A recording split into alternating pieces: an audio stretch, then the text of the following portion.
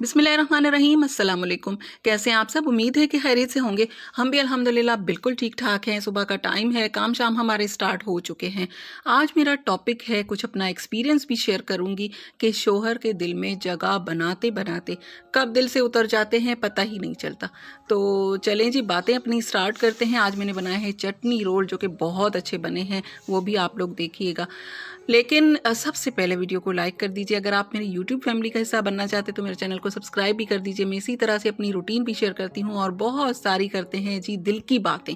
कभी कभार अपना एक्सपीरियंस शेयर करती हूँ, कभी कभार कुछ डिशेस जो मेरे घर में जो बन रहा होता है वो भी आप लोगों से शेयर करती हूँ, और जी लगाते हैं बहुत सारी गपशप। तो स्टार्ट करते हैं जी कि ये मोस्टली औरतों के साथ इस तरह से होता रहता है। दो किस्म की औरतें होती हैं, लड़कियां कह लें जिनकी नई नई शादी होती है, या फिर मैच्योर एज में जब वो लोग आ जाती हैं।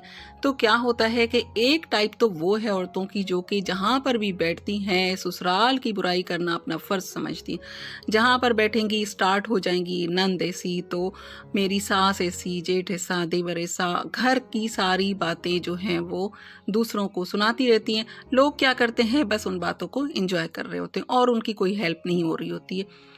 लेकिन एक और कैटेगरी होती है औरतों की जो कि बहुत ज़्यादा, वो भी आजकल मार्केट में बहुत है। तो इस टाइप की जो औरतें होती हैं ना, वो अपने लिए बहुत सारी प्रॉब्लम्स बना लेती हैं, जो कि ससुराल को, हस्बैंड को, ज़्यादातर हस्बैंड को खुश करने के चक्कर में बहुत सारी ऐसी जिम्मेदारियां जो कि उनको नहीं लेनी है वो ले लेती हैं। तो इस तरह के आपके इर्द गिर्द भी इस तरह के होते होंगे, या फिर आप इस सिचुएशन से गुजर रही होंगी। अगर गुजर रही हैं तो मुझे ज़रूर कमेंट्स में बताइएगा।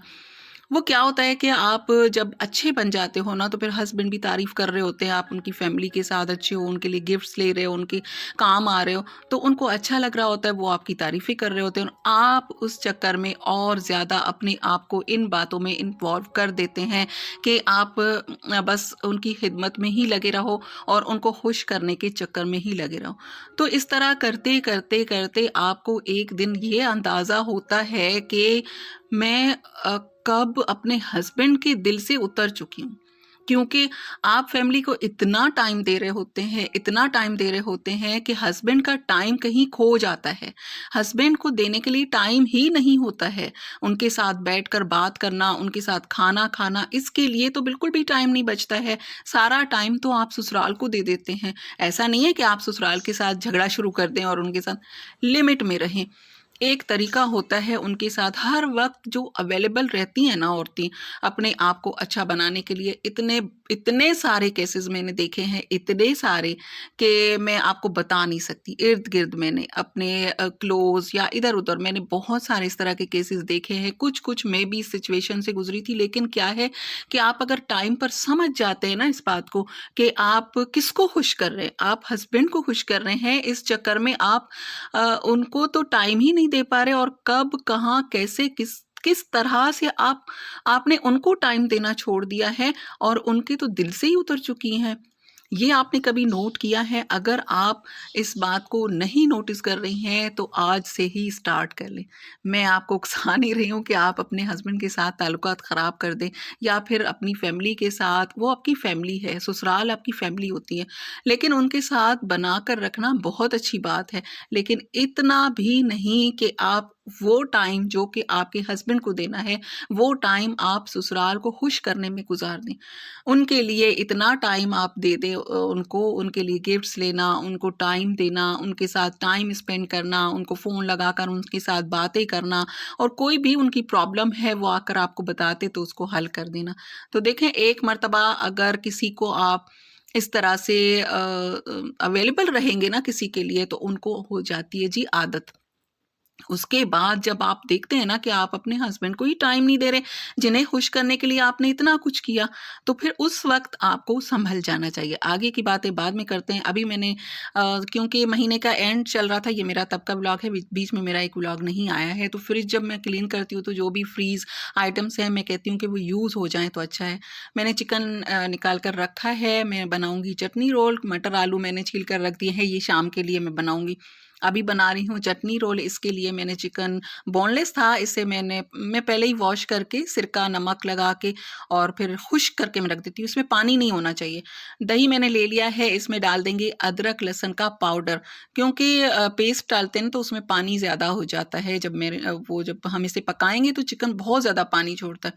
इस वजह से मैं पाउडर यूज़ करती हूँ जब भी मैरिनेशन करती हूँ। थोड़ा सा गरम मसाला, थोड़ी सी काली मिर्च, आधा आधा चम्मच मैं इसमें ऐड कर रही हूँ। हल्दी पाउडर थोड़ा सा ऐड कर देना है। कुटी हुई लाल मिर्ची आप इसमें ऐड कर दें और धनिया पाउडर ऐड कर दें। थोड़ा सा अगर चाट मसाला वो भी इसमें ऐड कर देंगे और ये मैरिनेशन बनाएं। थोड़ा सा लेमन जूस डाल के और इस चिकन को मैरिनेट करके रख दें। रात को अगर मैरिनेट करके रख देते हैं तो चिकन में बहुत अच्छा टेस्ट आ जाता है। इस चिकन से आप शौरमा भी बना सकते हैं, इससे आप चटनी रोल भी बना सकते हैं, बहुत सारी चीज़ें बनती हैं। पास्ता में भी आप यूज़ कर सकते हैं अगर इस तरह से मैरिनेट करके रख देते हैं। मैंने नहीं किया था, अभी मेरे पास थोड़ा टाइम है तो फिर 20 मिनट के लिए मैं इसे रख दूँगी। पहले मैं इसे मैरिनेशन लगा के इसको रख दूँगी मैरिनेट करके, और उसके बाद फिर मैं इसके बाकी के काम करूँगी। तो देखें, ये मेरे कहने का मतलब बिल्कुल भी नहीं है। कभी-कभार ना कोई इस तरह का टॉपिक होता है, जैसे कि मैंने अबाया के बारे में कहा था कि उन्होंने कहा कि भाभी आप मोटी हो। तो किसी ने मुझे कमेंट किया था कि आप इसे पॉज़िटिव लें, तो बिल्कुल मैंने पॉज़िटिव लिया हुआ है। कभी-कभार इस तरह से आप लोगों के पास वो इस तरह का जाता है, आप किस तरह से उस मेरी बात को लेते हैं वो मतलब गलत भी हो सकता है। तो मेरा ये मकसद बिल्कुल भी नहीं है। इसमें मैंने लेमन जूस और चाट मसाला डाल दिया है। तो मेरा ये मतलब बिल्कुल भी नहीं है कि आप आज से ही कहें कि भई इन्होंने कहा था कि आपने ससुराल को इतना टाइम नहीं देना है, उनके साथ झगड़ा शुरू कर दें। नहीं, लिमिट में रहें। जितना टाइम उनको देना है, आप अपने हस्बैंड का टाइम उनको ना दें। आप कहते हैं कि हस्बैंड मुझसे खुश रहे, उनके दिल में जगह बनानी है, तो फिर उनको आप सोचें। पहले हस्बैंड, उसके बाद उनकी फैमिली। उनकी फैमिली के साथ इतना इन्वॉल्व ना हो जाएँ कि आपके पास उनके लिए टाइम ना बचे, जिन्हें आप खुश करने के लिए ये सब कुछ कर रही हैं। अच्छा, यहाँ पर मैं बना रही हूँ इसकी चटनी। इसके लिए आपने ले लेना है धनिया, पुदीना। जिस तरह से हम चटनी बनाते हैं ना, इसमें हरी मिर्ची थोड़ी-सी तेज़ कर लेनी है, थोड़ा-सा ज़ीरा ऐड कर देना है, नमक और थोड़ा-सा पानी इसको पीसने के लिए। चटनी थोड़ी थिक बनानी है। पानी चिकन में भी नहीं होना चाहिए, पानी इसमें चटनी में भी बहुत ज़्यादा नहीं होना चाहिए, बस इसको पीस लेना है। ये जूसर इतना अच्छा है, इतना पुराना है, बहुत पुराना है। मैंने जितने भी बाद में लिए हैं ना, उन सब से ये माशाल्लाह माशाल्लाह बहुत अच्छा है। चटनियाँ वगैरह सारी इसमें पिस जाती हैं। तो इसको पीस लेना है और पेस्ट बना लेना है। चटनी बन चुकी है, अब इसमें ऐड कर देंगे 2-3 चम्मच दही के और थोड़ा-सा मेयोनीज़ डाल देंगे और इसे सेट होने के लिए फ्रिज में रख देंगे। इसमें पानी बिल्कुल नहीं होना चाहिए। दही भी मेरे घर का ही है, पानी अलग करके आप थोड़ा-सा दही में पानी तो होता ही है, तो आपने थिक वाला दही निकाल के इसमें डाल देना है और मेयोनीज़ भी डाल देना है। फ्रिज में इसलिए रखेंगे कि ये थोड़ा-सा सेट हो जाता है। पानी बिल्कुल नहीं होना चाहिए, चटनी थोड़ी-सी गाढ़ी होनी चाहिए क्योंकि चटनी रोल है ना, इस वजह से। आज मैंने सोचा था इस टॉपिक पर बात नहीं करूँगी, मैं आज रेसिपी बता देती हूँ और टॉपिक हम अलग से ले लेंगे। मैंने कहा लेकिन क्या है कि पकाते-पकाते आप जो बातें करते हैं ना, वो ज़्यादा अच्छी होती हैं, ज़्यादा काम की होती हैं, क्योंकि जब आप किचन में खड़े हो ना, कोई बात कर रहा हो, आपके पास आकर कोई गेस्ट वगैरह आते हैं तो किचन में आकर पास बैठ जाते हैं, तो कितना काम हो जाता है पता ही नहीं चलता। तो इसी तरह से आज मैं कर रही हूँ। इस चटनी को मैं अभी फ्रिज में रख दूँगी और चिकन को थोड़ा-सा ऑयल डाल के फ्राई होने के लिए रख दूँगी ढककर। इसके अपने ही पानी में, चिकन के अपने ही पानी में इसको पका लेना है। पहले इसलिए बता रही हूँ क्योंकि फिर मैं अपनी गपशप शुरू करूँ। तो क्या होता है कि इस तरह से अगर आप करते हैं ना, इसके नुकसानात इतने नहीं हैं, बस ये है कि हस्बैंड आपसे दूर हो जाएँगे। हस्बैंड जब दूर हो जाते हैं तो सबसे बड़ा नुकसान तो वही होता है। औरत की लाइफ़ में यही बड़ा लॉस है कि आपके हस्बैंड के दिल से आप उतर जाएँ। तो वो मौका बिल्कुल नहीं आने दें। आपने टाइम उतना ही देना है जितना लोग डिज़र्व करते हैं, क्योंकि हस्बैंड के काम करना आपका फ़र्ज़ है, उनकी खिदमत करना आपका फ़र्ज़ है। दूसरों की अगर आप करते हैं इस इंसानियत के नाते तो बहुत अच्छा है। यहाँ पर इसका आटा गूँध दूँगी। इसमें मैंने 3 प्याली मैदा ले लिया है, 1 प्याली चक्की का आटा लिया है, नमक, थोड़ा-सा ऑयल और 1 अंडा। इसको सख्त सा आटा गूँध लेना है।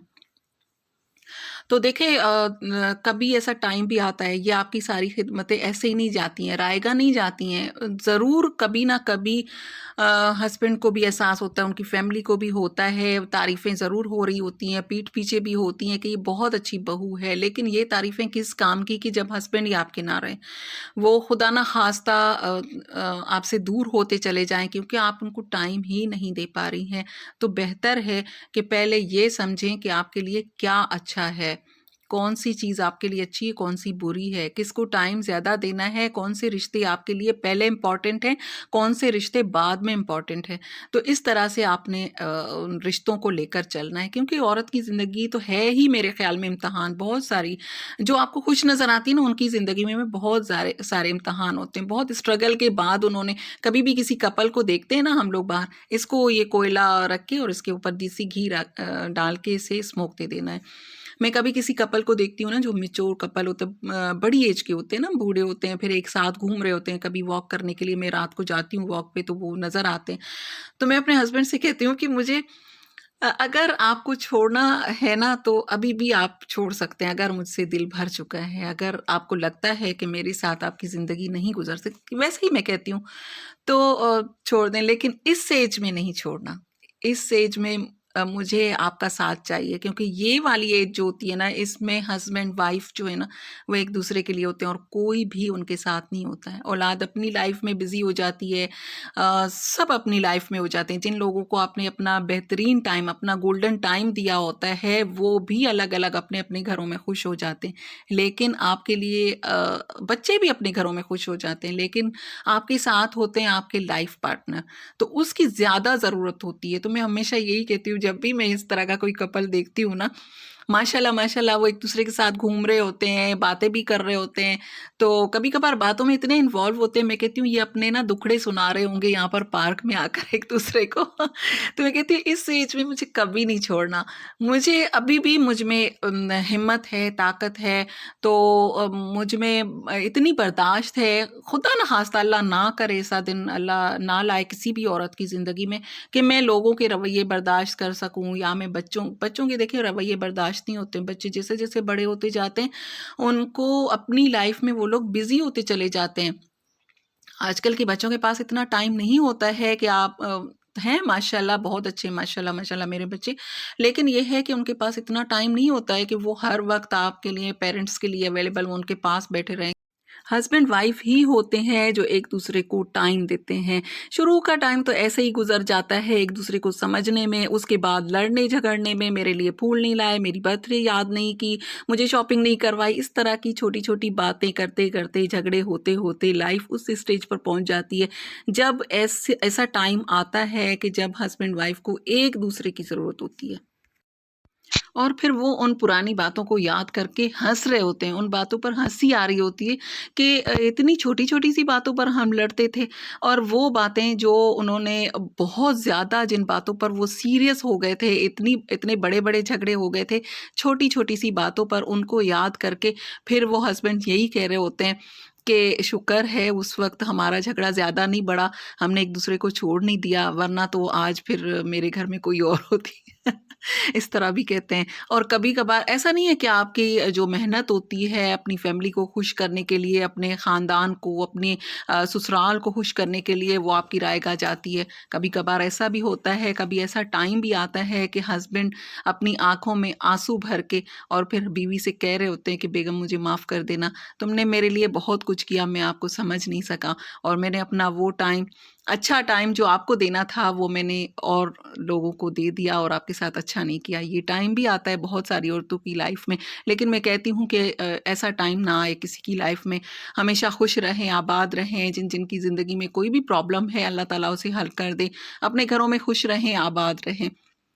दुआ है और ये नहीं है कि ज़रूरी नहीं है कि अपनी लाइफ़ ख़राब करते हैं सिर्फ़ ससुराल के लिए, कुछ लोग मैके के लिए भी इतना कुछ कर लेते हैं। मैके पर बाद में बात करेंगे, आज का व्लॉग जो है वो एंड होने वाला है। तो अभी जो चटनी है वो मैंने इस पर लगा दी, इसको पूरियों की तरह से फ्राई करना है, मैं कुछ और बात कर रही थी।